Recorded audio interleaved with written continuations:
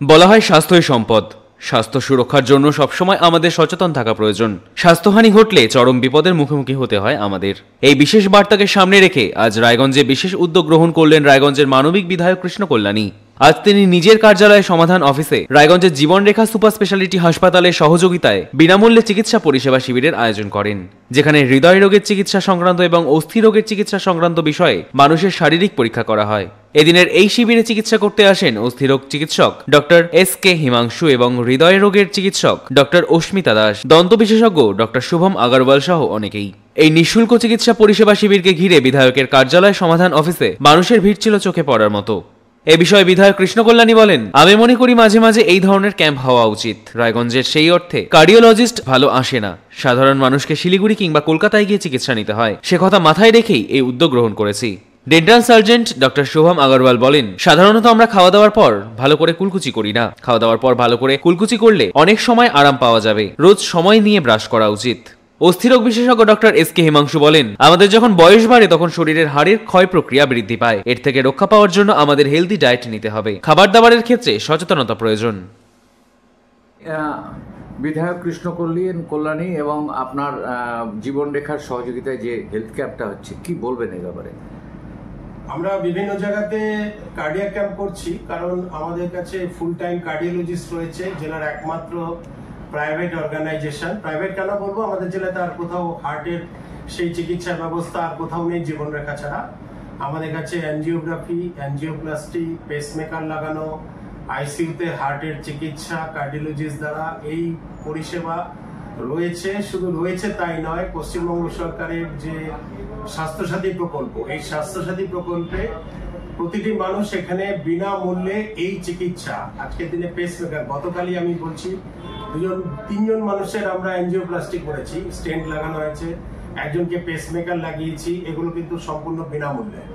তো আমাদের বিধায়ক শ্রী কৃষ্ণ কল্যাণী, উনিও মানুষের জন্য প্রচুর কাজ করেন। এই সমাধান অফিস থেকেই অনেক সমস্যার সমাধান করেন নিজের হাতে। তো সেই কারণে আমরা ভেবেছিলাম যে আমরা একসাথে যদি ক্যাম্পটা করি তাহলে জনমানুষের মধ্যে আরো বেশি সাড়া পড়বে, গ্রাম বাংলায় মানুষ আরো বেশি জানতে পারবে। আজকের দিনে মানুষের কাছে পৌঁছানোটাই হচ্ছে সবচেয়ে কঠিন কাজ। মানুষ অনেক পরিষেবা সরকারের রয়েছে, অথচ তারা জানতে পারে না, ভিন রাজ্যে ভিন দেশে গিয়ে ভিড় বাড়াচ্ছে। তো আমি চাই এই সচেতনতা, যাতে মানুষ নিজ শহরে অল্প মূল্যে বা বিনামূল্যে এই ধরনের চিকিৎসার সুযোগ উঠাতে পারে।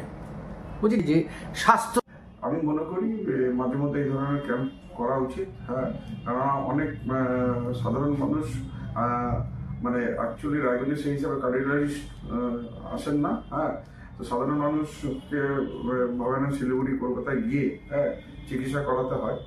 তো এই কার্ডিওলজিস্ট এখানে আসাতে সাধারণ মানুষ উপকৃত হবে। হ্যাঁ, বিশেষ করে গরিব মানুষরা, যারা খরচা করে কলকাতা যেতে তাদের কষ্ট।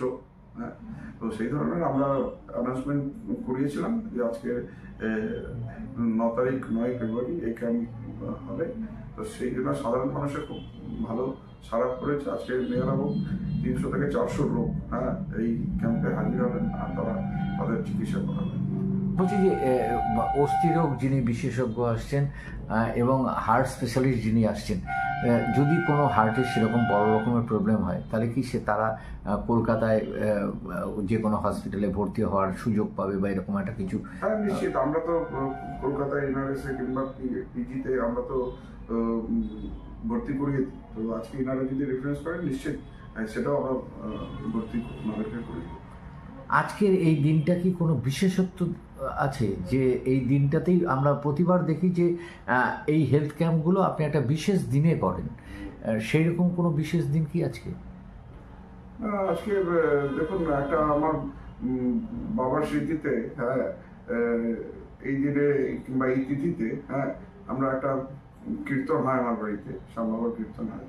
তো সেই দিনটাকে আমরা চাই যে এই দিনটাকে আরো ভালোভাবে স্মরণীয় করার জন্য চেষ্টা করি ওই দিনেই যাতে ক্যাম্পটা হয়। সেই জন্য আপনারা দেখেছেন হয়তো যেদিন আমার বাড়িতে শ্যাম বাবার কীর্তন থাকে সেই দিনটাই আমরা একটু।